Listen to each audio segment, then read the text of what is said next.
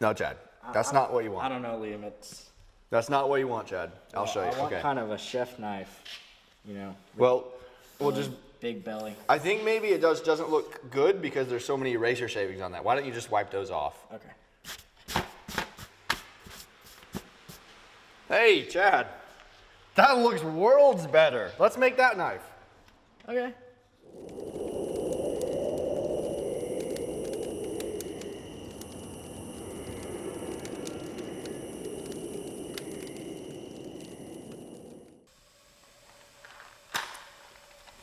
Aim up.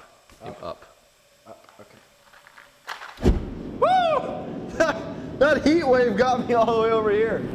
Hey guys, and welcome back. Tonight, I'm gonna be helping Chad forge his first knife. We've chosen a chef's knife for the first knife because it's not that difficult. And we're gonna try to forge them 2 knives, kind of at the same time, and see how close they turn out to one another. Any last words, Chad? Wish me luck. Step number 1 is either going to be, you can either start the blade first or the handle first. I like starting the handle first. Tang first. Okay.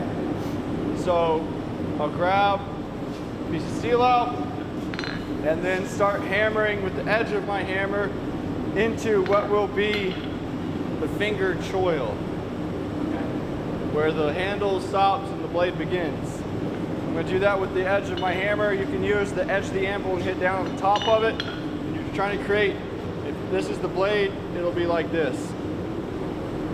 Just creating a shoulder. Just give yourself plenty of handle material. You can always cut excess off if your handle ends up too long.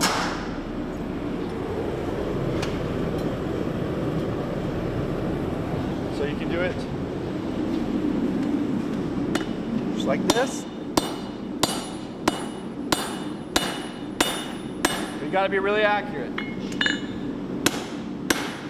Keep forging that down, or you can come on the side, on the edge of the anvil, and hit the top down.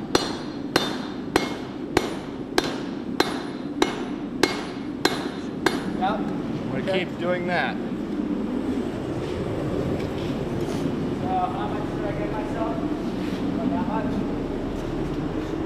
That would be way plenty. Right, yeah.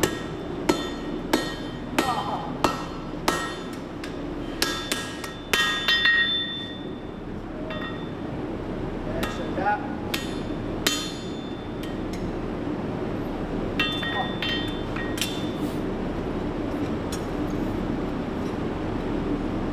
You go push into the anvil with the tongs.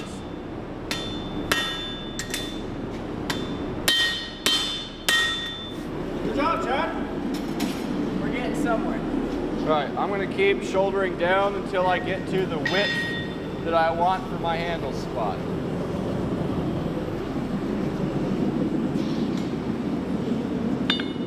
Keep at it there.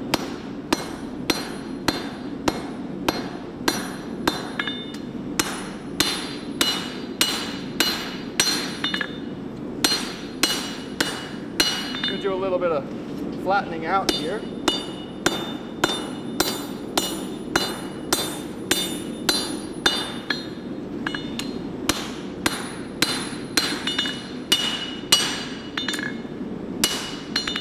Step number 1.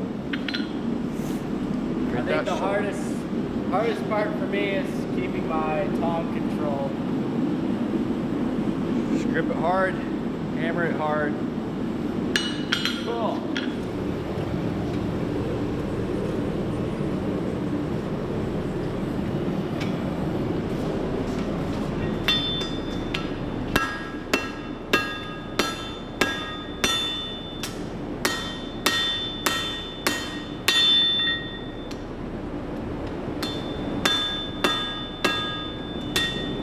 There you go.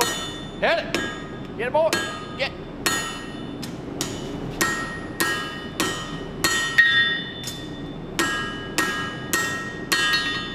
Got about 3 good hits there.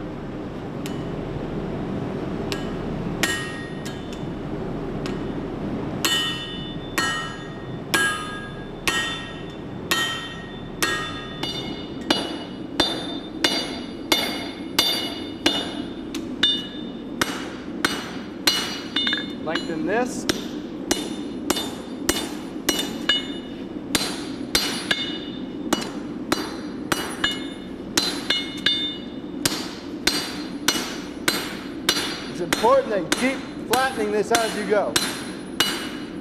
Or else it's going to get really thick on you. You're going to make the shape of your knife handle, and then once you hammer it back thin again, it's going to be the wrong shape.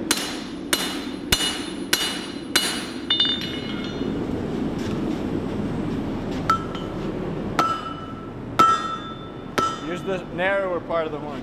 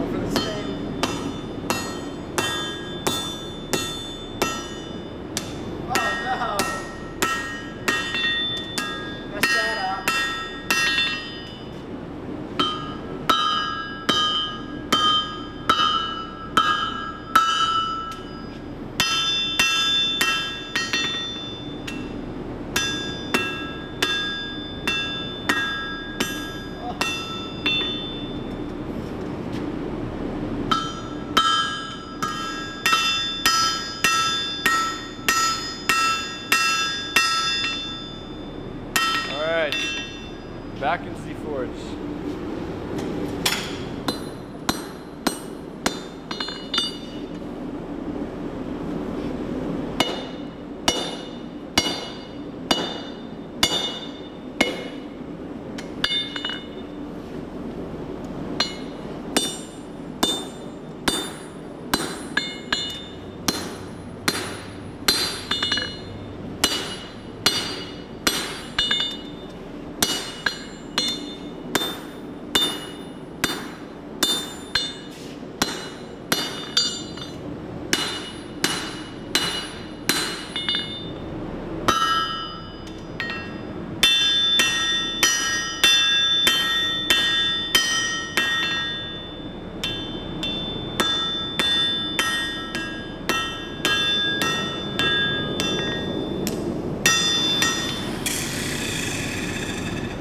Got my handle about 80% done. I'm going to cut off just a little bit of excess material that's on the end and then move on to the next step.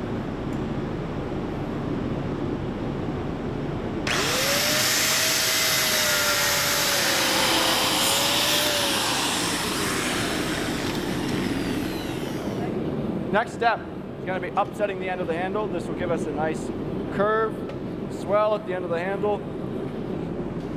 So I've heated up more or less just the end of the handle. I'm going to hit the handle back into itself. Flatten as you go.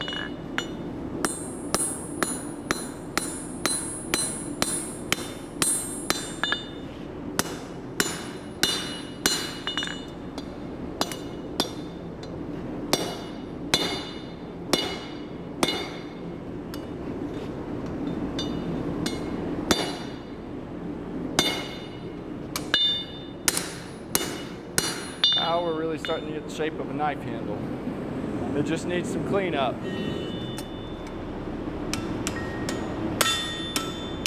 If you wanted to make it easier to hold, where could you place it on the anvil? Closer to the... Huh? Closer? No. Y'all close. Close? No. Wrong. Oh gosh. The worst part is dropping it on the floor. Can he get it? Ah! Nope. Come on, stupid. Does he have to turn around?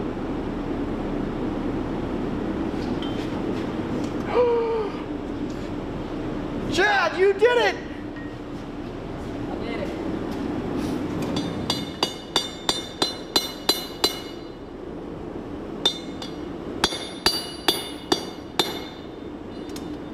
I'm gonna bend. actually bend the handle down. So the spine's no longer flat, now it's curving. Yeah, beautiful. Okay. See enough?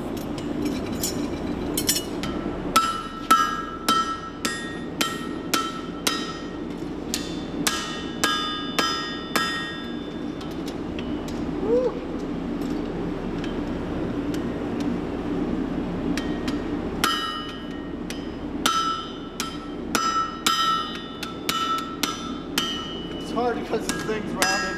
All right, well, what's another way to hold it then? That's not going to hold it, you're just holding it in the air. The anvil needs to hold the tip. You're very close, but you're not completing the circle yet. Yes, Chad! Yes! This is the first time I've forged a knife since August. It's been that long.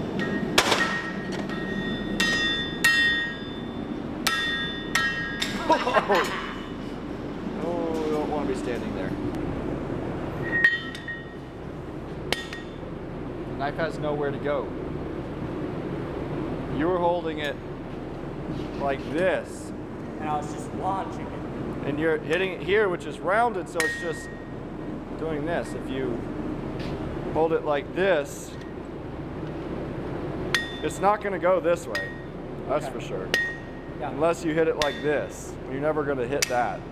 You're always pushing in this direction. And you're brushing, correct? Yeah. So now you'll be able to hold it. All right. You're plenty curved.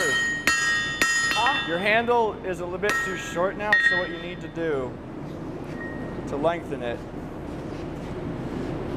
since this tang is, the problem isn't that the tang is too thick, it's already thin enough. So all you need to do is make it narrower, so you can come in right, oh shoot, we need a square horn for this, like the pig anvil.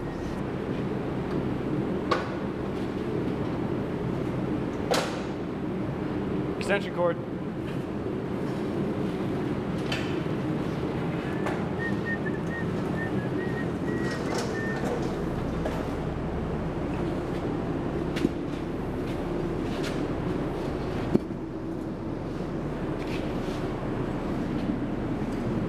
Mr. Biggie. Okay, so this is why a square horn is superior to a London pattern heel. Because you can get into tight spaces like this. All right, next step is going to be starting the tip of the blade. Now, Chad's blank, I gave him the easier one. His has got the rounded over part already on the tip. Mine has got a square end. And when I say easier, that's because when you're forging out the tip, the difficult part is avoiding a lot of fish mouthing, which is where the ends of the bars come together and form a cold shot. His is already the shape of a tip, so it'll be much easier to forge out. The thicker and the wider the bar is, the more difficult it is to forge out a tip without getting the fish mouthing. Things that you can do to avoid the fish mouthing is simply hitting it harder. A harder hit is going to impact the steel from the center and forge from the center out instead of from the corners down. Besides that, placing your hammer blow in the right area, right behind the tip of the bar, is going to direct the force towards the center rather than if you hit just the tip of the bar, it'll kind of roll the tip over. So I haven't done this in a really long time. We're going to see if I can forge the tip on this knife. I'm going to be using my Austrian anvil, which has the side shelf. So I'll be forging with the length of the anvil like this. And the cool thing about this side shelf is that if I do have a glancing blow, it glances off the shelf of the anvil. This is here, one of the reasons this is here is to protect the edge of your anvil so it won't chip, it'll glance off if you were to miss. So this is a perfect application for this anvil.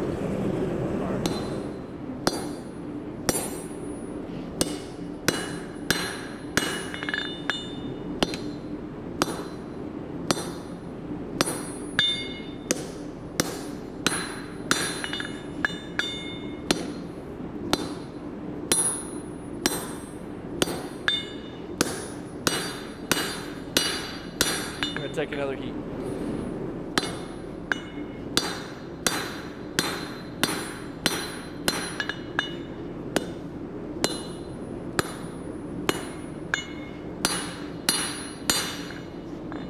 Getting some fish mouths.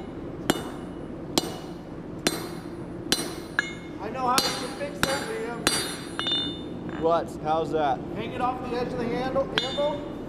Take it Wow, off. that's my next trick. All right, so you guys see that?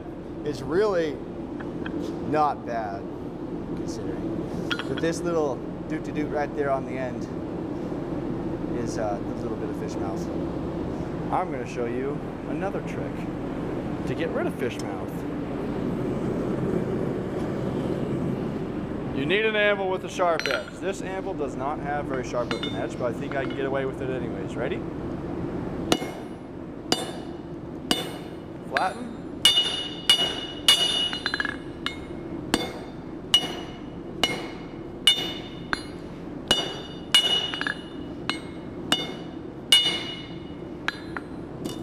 There's your sharp tip.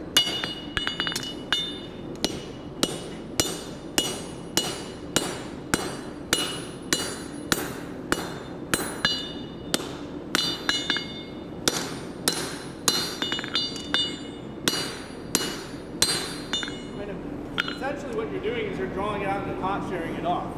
Yeah, boy. Pretty cool. Yes. Put the corner of the hammer behind the end of the bar. Yes? No, behind the end of the bar. Right there. Oh, okay. Push the material out from inside. There you go.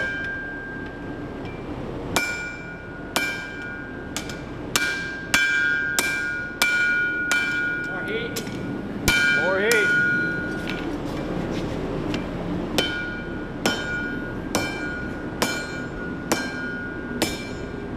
Get it, boy.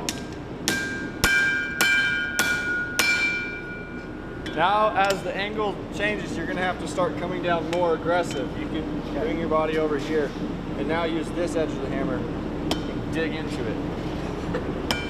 You have to hit it, Chad. Make sure the tip is on the anvil. All right, now I'm drawing out the pre-form of the blade. Right now I'm narrowing it down in anticipation for making it wider when I draw the bevel out.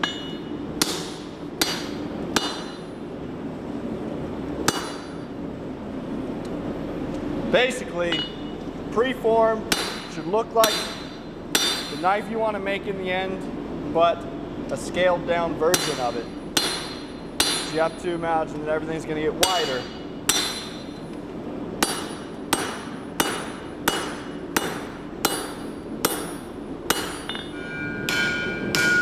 Hey, it's starting to look like a knife. Hold it up, Chad. Let me see it.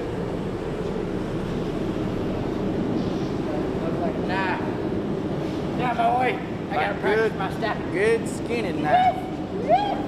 Now I'm going to start making the distal taper. This is lengthwise.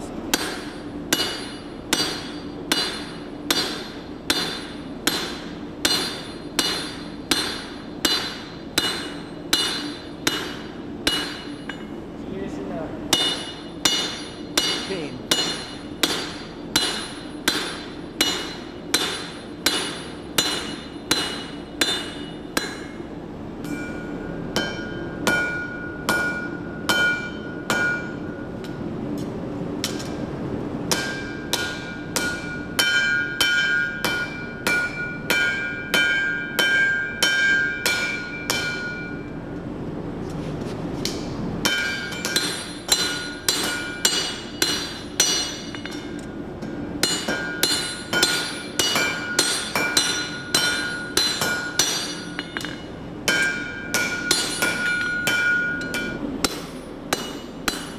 You want the freeform to look like it could be a knife just the way it is.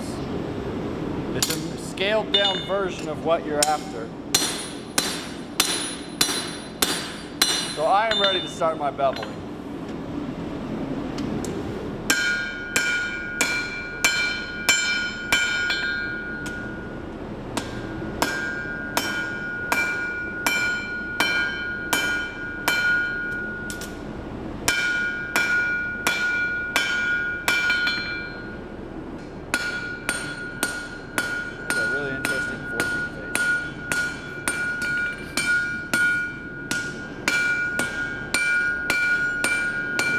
Chad, next step is the knife bevel. This, the difficult part about this is keeping the bevel symmetrical, or in the center of the knife blade, not just flat on one side and then tapered on one side. We want it to be down even on both sides.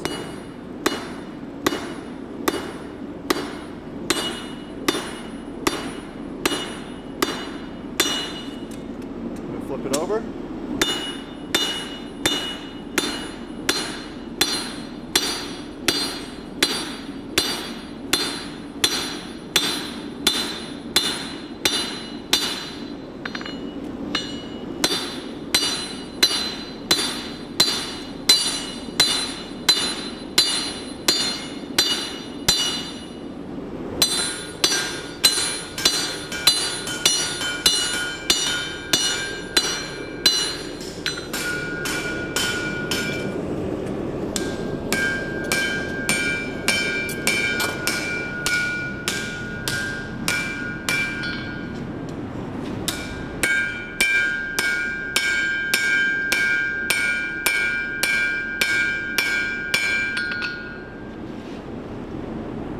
The swoop is going to happen no matter what, because you're hammering on one side of the knife. To crack the swoop, we just hammer back down on the profile.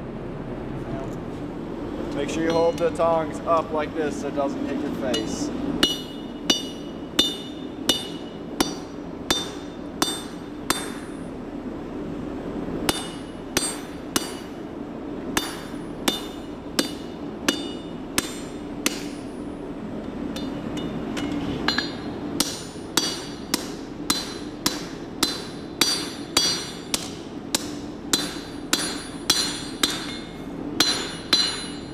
Gosh.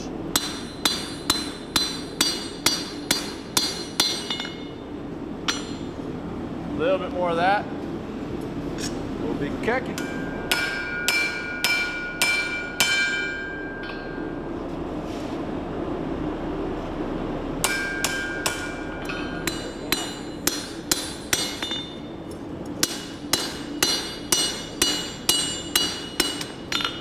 Starting to look like a chef's knife blade. Thin, thick to distal taper. That's so cool.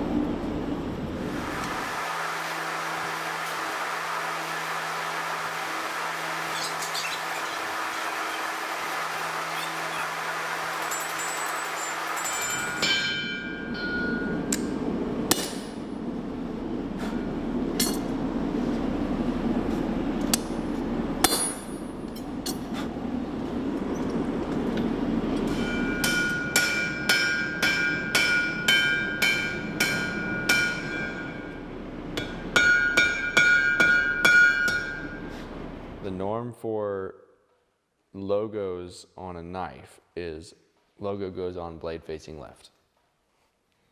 Chad, you did blade facing right. You know what? Throw it away. It's trash. Done. It's trash. All right, Chad and I have finished up the kitchen knife first experience knife forging, and it turned out pretty dang good for his first knife. A lot better than my first knife. And Count that's crooked. don't tell them that. We're gonna finish these out in other videos, and I will probably use these for the shop kitchen knives. So everyone will get to use them in the end. So thanks for watching, and we'll see you in the next one.